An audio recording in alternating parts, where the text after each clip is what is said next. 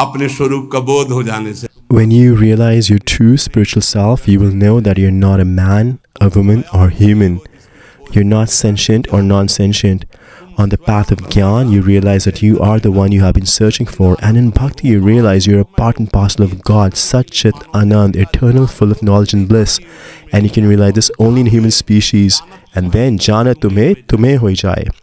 When you realize the one you're looking for, you become one. But why are we not able to realize? Why don't we have a desire? Because we're trapped in a web of karmas. Lord Krishna is telling Arjuna, the one who's intelligent knows this web of karma. Karmano hrapi bodhavyam bodhavyam cha vikarmanaha akarmanasya bodhavyam gahana karmano gatihi. O Arjuna, you should understand the concept of karmas. We like to play in the web of karmas like a spider likes to play in its web. We are spinning a web of karmas and are playing in it. Sometimes as a pig, a dog, a demigod, a human. How long will this go on? Understand the concept of karma, the concept of akarma, and the concept of vikarma. And then Lord Krishna explained these three: karma, akarma, and vikarma. Karma, akarma, or vikarma. We have to bear the result of karma. We cannot escape it. One asked, how was Devraj Indra punished for misbehaving with Ahilyaji, the wife of Gautam Muni? We did not discuss it that time because the topic we were discussing was the attraction of sense objects is so intense that the master of thousands and millions of apsaras, nymphs of heaven, goes to the hut of a sage, takes on the form of Gautam Muni and misbehaves with his wife Ahilyaji. Do you know the punishment he received? He was cursed to develop 1,000 female genitals instantly. Gautam Muni said, you are very attracted to female genitalia. You think you're the king of heaven and you can do anything. I curse you to instantly have thousands of female genitalia. His body was filled with thousands of female genitals all over, and all of them had a very foul smell. Gautam said, now go and rule the heaven like this. Indra fell at his feet. He was filled with thousands of female genitals and they all smelled awful. It was like living in hell. He fell at his feet and said, I'm sorry, I've committed a mistake. You are very kind, please be merciful. Then Gautam Rishi said, you have to suffer till Lord Ram appears. When he takes avatar, Lord Brahma and all the demigods will go to take his darshan. You will be there along with them. And at that time, these genitals will turn into eyes. This was the punishment. So he was so ashamed to sit on the throne that he would stay in hiding in his palace, in his capital city of Amravati. He could not even come out because his body was covered with these foul-smelling genitals. Karmano gehno gati. You will have to bear the result of karmas. Only Lord Krishna can forgive you and no one else. Aham tvam sarva papabhyo mokshishyami ma sucha. The Lord says, understand karma, akarma and vikarma.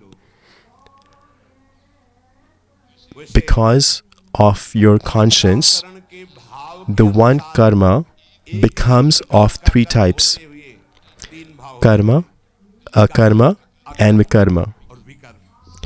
Everybody does karma with a sakam bhav, a desire to gain something. If I do this, I will gain this. When you have this feeling, that is called sakam. That is how karma is initiated. Listen carefully, this is a very subtle topic. Then you will understand the Lord himself. He's saying it's very difficult to understand this karma. Before any karma, first a person thinks, if I do this, I will obtain this, I will have this profit, I will make so much progress, I will get this happiness. Internally, you're thinking of profit, progress, benefit. and then you do the karma. Without this, not everyone can do karma. This is how everybody in general does karma, in the general public. There is nobody who does karmas without first having a desire. First, the desire rises and then the activity happens. I will do this and that will happen. Let me go to this holy place and my sins will get washed away. First, you think of the desire. Then you do the karma. This is called sakam karma. And karma is, if it is allowed in the scriptures, a sakam karma done not just if you want it, but if it is allowed in the scriptures, it has to be in line with the scriptures, then it is called karma. If you do as you will, then it is called nishid karma. Listen carefully. Nishid karma is a sin, and we have to suffer or enjoy the result of karmas. Akarma is done by people who are self-realized. Akarma is like a roasted chickpea. You can sow it, but it will never sprout. The karma is done, but it has no reaction. It does not bind you. Why? Because you have given up the desire for any result, giving up the attachment to the body and this world, and you have given up any other attachments. All activities done by a nirlipt, a detached person, are karma.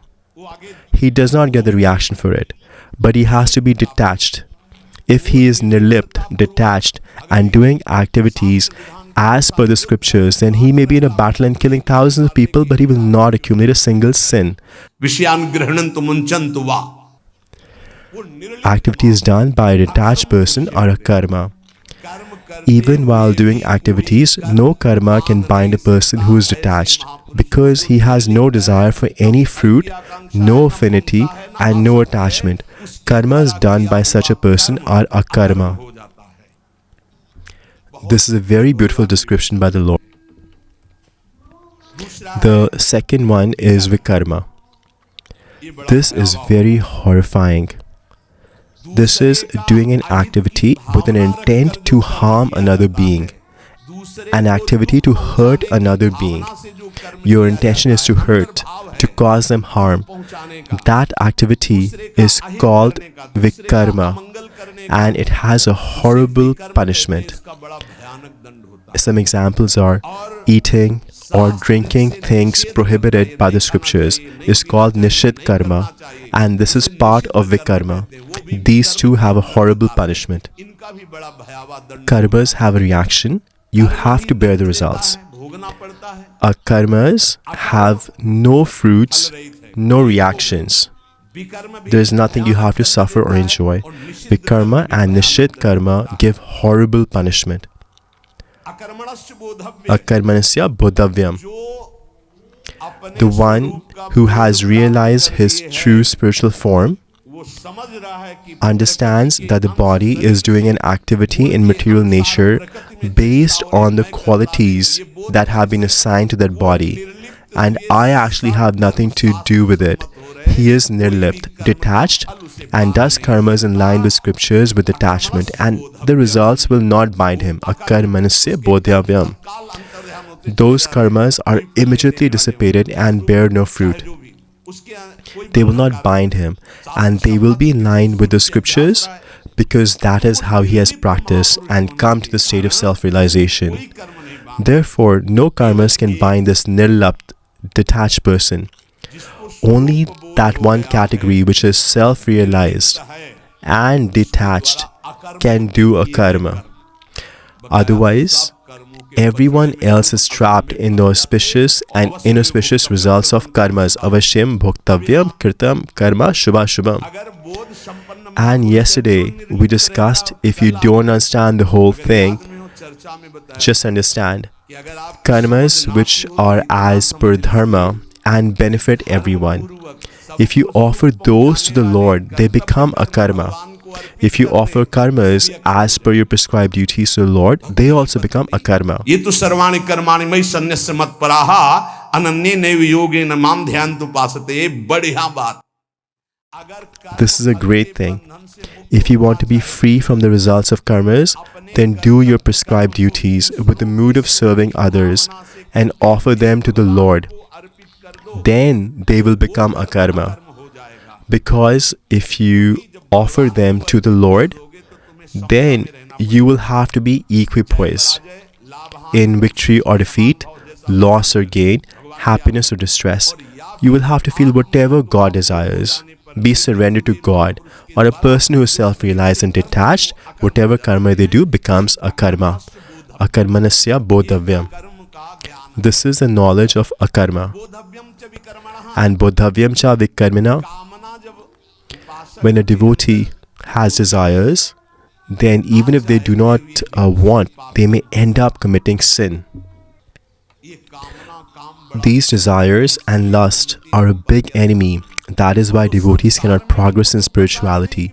And those who are materialistic don't even realize they are committing sins. They are happy that they were able to enjoy these sense pleasures today. Today I cheated this person. Today I made this profit. Desires drive karmas. And to the level our desires increase, our sin increase also. Doing activities against the injunctions of the scriptures as you will always lead to sin. Remember this. Activities against the injunctions of the scriptures and done as you will are sinful.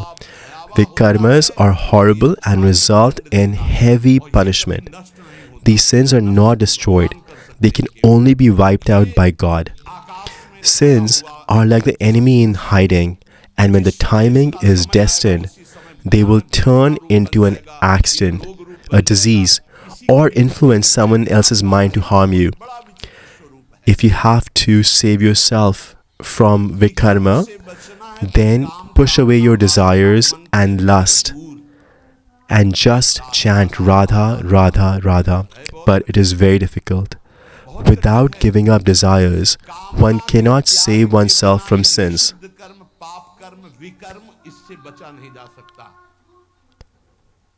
Kehno karmano gati. Karmas are very difficult to understand. Not everybody is capable of deciding which karmas will bind us and which will free us. Ones who are connected to God, the ones who are self-realized, only they can decide correctly. Even big academics can make this mistake. Only those Mahatmas, great souls, who love God or are self-realized are the ones who can make the correct decision. Do you understand what is karma? Any activity that is done out of a desire to obtain something and is in line with the scriptures is karma. What is akarma? Those people who are self-realized, those who are detached, free from affinity and attachment, any karmas they do is akarma. It will not bear any fruit, it will not bind them. What is vikarma? Those activities which are driven out of control, those desires are sinful, they are vikarma. They are very horrible and lead to one's degradation, and a person has to face many kinds of miseries as a result. The Lord is saying, those activities which are driven out of desires that increase too much lead to sin. For example, we start activities to obtain money. But when the greed for money increases, then we start doing dishonest things and even are not afraid to do violence or cheat or deceive someone or steal. Our karmas should become akarma. This is very essential. There are only two ways to do this. Either you have to be nirlipt, detached, with no desire for any result, no affinity, and this only happens in a self-realized great personalities. So there is really only one simple solution, is to do your prescribed duties without any desire for results and offer them to the Lord. Chant Radha, Radha, Radha. Otherwise, whatever you do here, you will have to bear the punishment. Harivansh Mahaprabhu says, Jai Shri Harivansh, ... Even if you sneeze, there is a reaction. Where did you sneeze? If you raise your finger, why did you raise your finger? Every action has a consequence. Doesn't matter if you believe it or not, it doesn't make a difference. Ignorant people do not realize, and when they are punished, they are confused as to why. Do you think you are immortal, indestructible? You are on the bodily platform and say there is no God. Will your ignorance change things? You will be punished for this offense. If you just commit sins here, thinking there is no God, when you have to bear the punishment, then you will realize the most merciful Lord has given us a human life out of mercy to be liberated. Therefore, devotees should eliminate their desires and the vikarmas, the sinful karmas, and do a karma so that they can be liberated.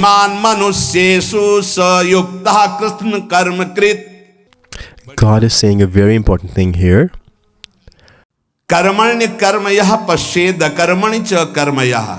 The ones who sees karma and akarma in karma is the topmost amongst men. He is intelligent. He is a yogi. Even though he is doing all karmas, he is liberated.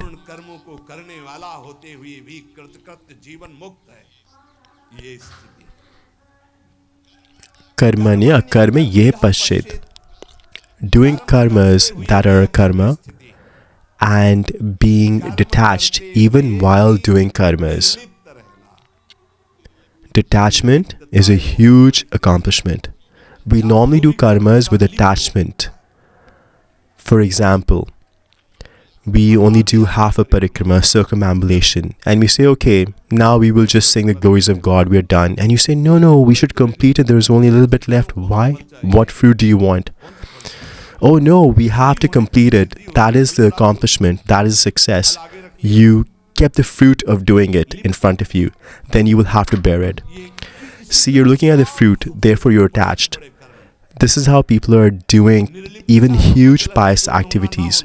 Nilipt means it does not matter if something is completed or not, whether you have a profit or loss, victory or defeat, happiness or distress. Sukhe dukhe same kritva, labho labho jaya jayo. This is detachment. We don't care about completing something or not. Whatever happens naturally, whether your karma is completed or not, whether the results are favorable or unfavorable, whether you even get the result or not, none of this matters. Nirlipt, working as per the scriptures without any desires, and they're just happening naturally, like we are an instrument. I do this karma, and this karma will bear this fruit. This will all bind us. With this kind of goal, we will be bound by the karmas. Listen carefully, God is saying, if you have the mood that I am doing this karma and tomorrow it will give me these fruits, then even the biggest welfare activities will only bind you. Every karma has a beginning and an end. That is why even the fruit will have a beginning and an end. But our misery will only be removed when we attain the eternal position, which is eternal, full of truth, full of bliss. It has no beginning and no end. Everything here has a beginning and end. Everything here is temporary and is destroyed. But a living entity only does karma with a desire to get something. This is the internal motive. You only do karma to obtain something. This is the first thought that comes to you.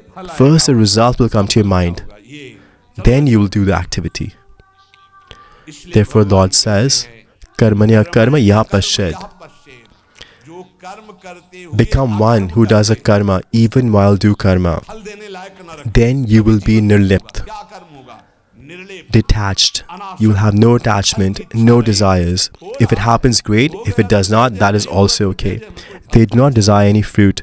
Whatever happens naturally, you will be in bliss and peaceful. But this will not happen until you are self-realized. Either way, the person will be very worried. If you do not have a desire to obtain some results, then new attachments are not created.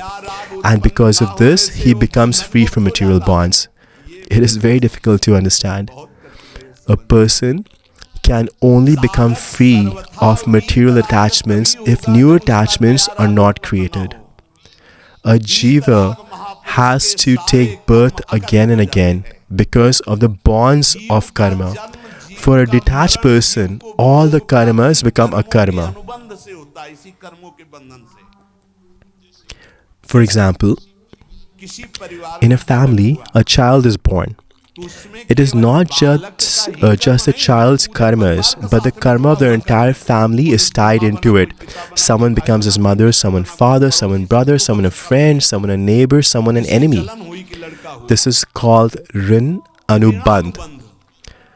The points of karma of thousands and millions of people are tied to a child. He has come to repay the debt of someone and to collect debt from someone. Somebody gave him pleasure, so he will give them pleasure.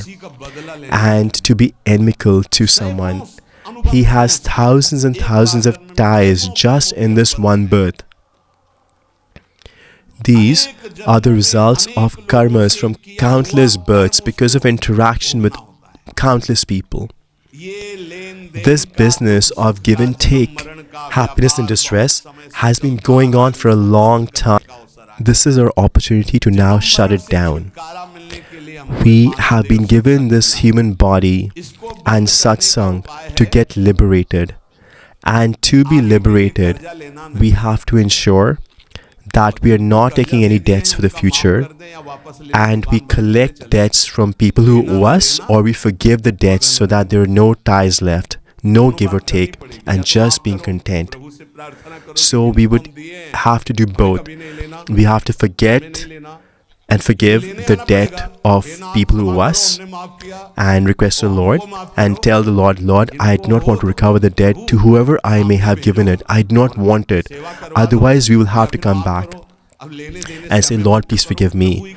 I have forgiven all debts, and forgive me if I owe anybody. Either send them to me so I can repay them or write it off. Please free me from this give and take. Only the Lord can do this. If you have taken service from anybody, you will have to serve them. So don't take service from anybody.